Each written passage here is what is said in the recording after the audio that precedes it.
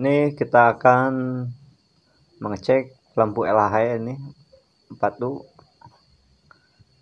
Itu bisa dilihat nanti untuk kasat mata kaca sudah ada hitam. Kemungkinan ini hanya di bagian kaca menurut kasat mata, tapi kita akan coba untuk membongkar terlebih dahulu komponen apa saja yang rusak di dalamnya. Kalau kaca itu jelas sudah rusak ya, karena di situ terlihat ada tanda hitam di bagian kaca. Lanjut kita akan proses pembukaan bagian drat terlebih dahulu. Ini drat kita akan bongkar ya terlebih dahulu.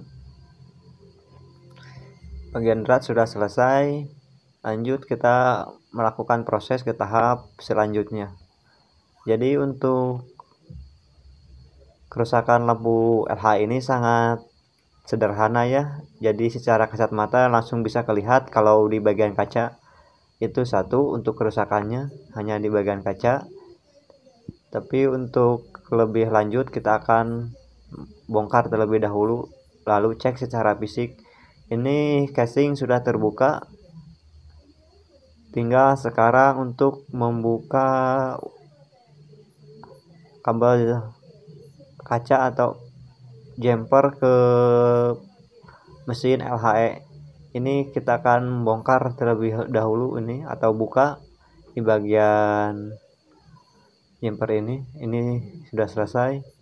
Lanjut kita langsung bongkar ini bagian kaca sama casingnya.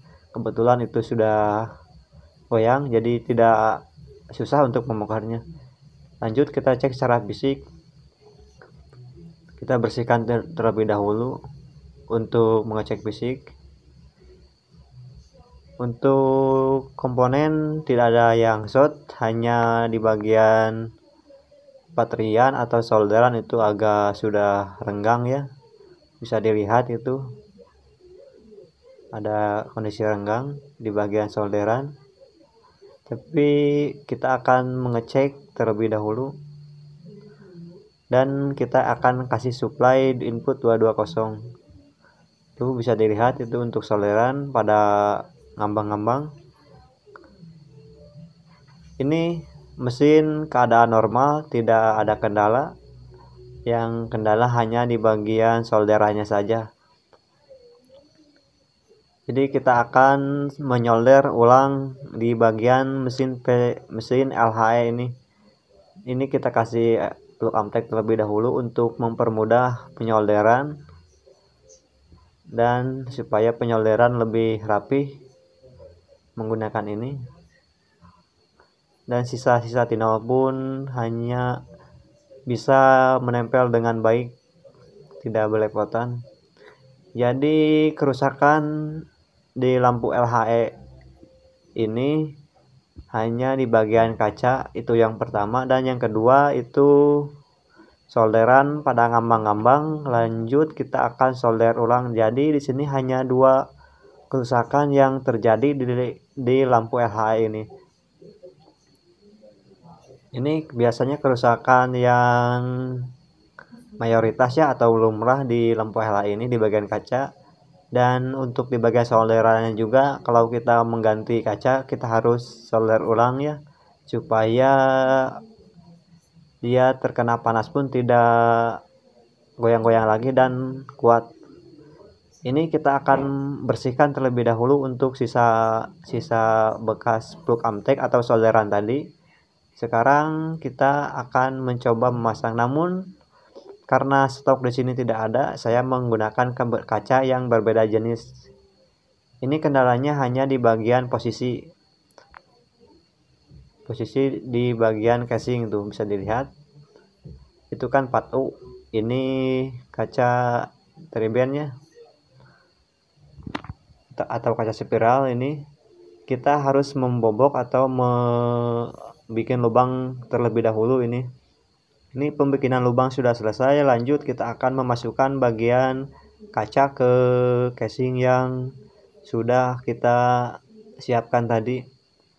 Dan untuk celah-celah atau rongga-rongga ini kita akan teteskan lem terlebih dahulu supaya dia bisa melekat dengan baik. Kemudian di situ sisanya kita kasih, kalau ada semen putih dicampur sama lem atau bagaimana. Dan di sini karena semen tidak ada, saya menggunakan lem silikon ini. Kalau menggunakan lem silikon ini memang agak boros ya, tapi ini hanya satu biji atau satu unit, kita kasih terlebih dahulu ini. Dan sekarang kita tahap proses pemasangan mesin LAH ke dalam casing dan pemasangan input kaca dari mesin LHE. Ini kita harus rapihkan terlebih dahulu ini untuk di bagian ini, dan jangan lupa di bagian bawahnya kita kasih selongsong asbes ya, karena supaya tidak terjadi short atau konslet.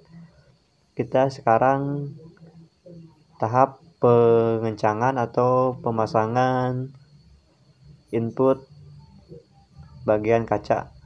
Ini sudah selesai untuk inputnya. Kita akan mencoba mengecek ulang atau mengasih tegangan 220. Ternyata lampu LH ini bisa bersinar kembali atau nyala kembali. Namun di sini kendalanya hanya di bagian kaca. Kaca kita kasih beda bentuk, tapi gak apa-apa. Yang penting di sini sesuaikan watt dari kaca dan LH ini. Jadi itu salah satu trik ataupun cara yang kita pakai jika tidak ada kaca yang sama, namun ada kaca tapi beda bentuk, tapi di sini wattnya sama, masih bisa dipakai atau digunakan kembali. Dan untuk lubang-lubang tadi kita tutup saja menggunakan lem atau semen putih yang dicampur lem. Ini sudah selesai untuk ini. Lanjut kita harus memasang drat terlebih dahulu ini, supaya nanti buat pencobaan ini ke dalam fitting. Ini untuk biasanya untuk drat seperti ini diputar ya, jadi tidak diungkit. Kita putar ini jangan terlalu kencang, nanti suka penyok untuk memutarnya.